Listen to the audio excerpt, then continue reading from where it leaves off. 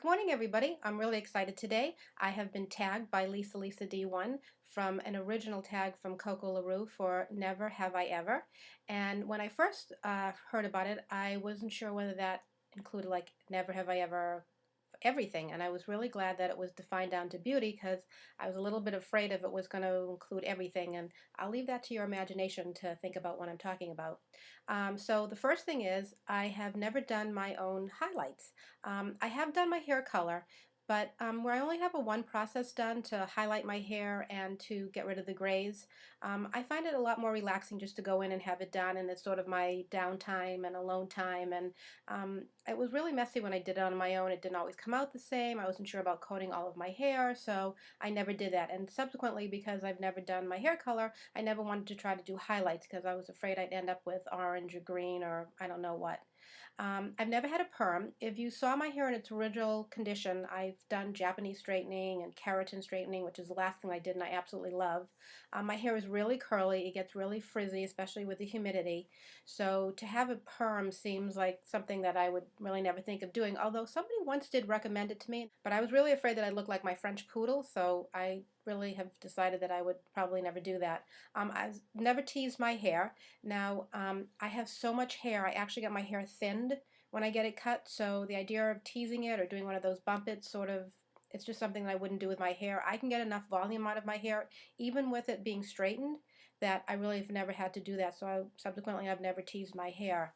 I've never been blonde. I did have somebody that did my highlights once that had a pretty heavy hand, and I noticed after a while that I was getting blonder and blonder around my face, and I mean the back of my hair was dark and the front was really getting light, and it just was not a great look for me. It aged me quite a bit. I'm really a natural, brownish brunette kind of color with maybe a little bit of highlights just to lighten my face, but I'm definitely not a blonde. I love blonde, but and I know they say that as you get older you can go lighter, but I guess I haven't gotten there yet because when I try to go a little bit lighter, it really washes me out. I get really too pale looking. I've never had jewels or decals on my nails. I'm always admiring people that do it, and I watch some of the YouTubers that show how to do all the different designs. I thought about doing like maybe a little one on my pinky, but as of yet, I've never done one, so that's something I'm actually going to think about. I've never done a tattoo or thought about a tattoo. It's not that I'm against them. I think they're really cute when there's like a little small one at your ankle or maybe like on your lower back side in the back or whatever. But I have to tell you that I'm of the age that I have seen friends that I know that have them, and I've seen those tattoos age, and ladies, it is not pretty. So if you're going to go out and tattoo, think about where you're putting it and what it's going to look like as you get older, because you're going to still have it unless you want to go through the pain and expense of having them removed. And just recently I went to a function with my daughter and my husband, and there was a woman there who was, I'd say she was probably maybe in her late 50s, cute haircut, nice makeup, dressed really nice, kept her figure, really overall looked really well, but she had a tattoo like right about here, and she was wearing a low-cut dress, and I have to tell you that we spent the night trying to decide whether that was a butterfly or a flower or what it was, because whatever it started out as was not what it ended as. And we were really focused on that rather than about anything else. So again, a word of caution, if you're going to put it somewhere out in the open like that, think about what's going to happen as you get older. Just my opinion, but anyways. I've never had multiple piercings. I've had enough trouble with just my two regular ear piercings. I don't know what it is. They've explained to me that it like never completely healed or heals. So from time to time they get really irritated. And even if I change like the different metals that I put in my ear, I have a problem. So it's not that I wouldn't do another one because I wouldn't mind having like a third little hole, but I can't do it because of that. I've never done G-strings. I have a tiny waist and a not tiny backside. And although I know that people nowadays are like having surgery to make their backsides bigger, it's nothing that I need to do. And I think it would be odd, besides the fact of my age, it would definitely be odd because of that, but I think it would look odd on me anyways. I think it's cute on some of the younger kids, and my teenage daughter does do it. There's a lot of times that she does it that I wish she didn't do it, but anyways, it is cute, but it's definitely not for me. I've never worn dark lip liner and a light lipstick. I think that really ages you, and it's just not a great look on me. I find that it sort of is, my lips are walking into the room before I do, so I've never done that. Um, I've never used a Clairsonic, if you can believe that. I know that everybody is raving about them, and I understand that they're really amazing, but I just haven't gotten around to trying one or getting one, so I've never done that. Something maybe to do on my to-do list. I've never tried Lisa Wattier.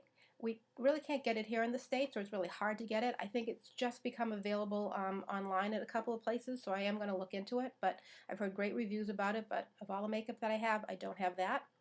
I've never spray tanned. I'm really adamant about sunscreen and keeping the sun off of my face because I have the type of skin that if the sun hits it for too long, I get the brown spots that you get. And so I'm always really careful about that. I'm always putting on sunscreen. I wear a hat a lot when I'm out, or sunglasses and whatever. And I'm always like treating my face and taking care of it. So it sort of seems to me if I'm doing all of that work and maintenance, why would I spray tan it, make it brown? And I'm not sure how it would react to some of the spots on my face also. And then because I don't do my face, I wouldn't do my body because then I'd have a dark body and a light face, and that would look sort of odd. So I stick with bronzers, and I like that look the best. And I think probably the most unique thing about Never Have I Ever, which is people that know me are truly amazed by it.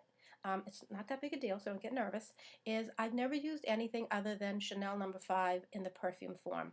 I started using this when I was a teenager. I've used it my whole adult life.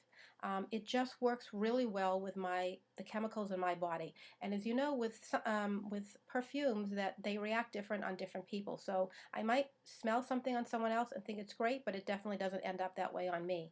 And it's really become my signature scent. I mean, people like know that that's my scent, and they know that it's me if I'm coming into a room. Not that I wear it that heavy.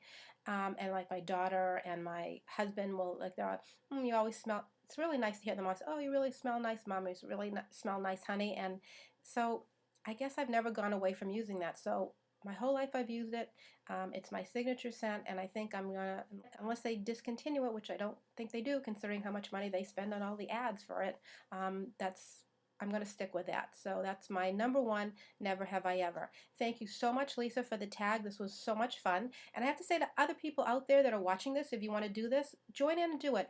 It doesn't matter whether you do makeup videos or not, because this is the type of thing that really you don't have to do a tutorial or anything or talk about a product. This is just a lot of fun for people to get to know each other. And thanks again to Coco LaRue for starting it. Take care, everybody.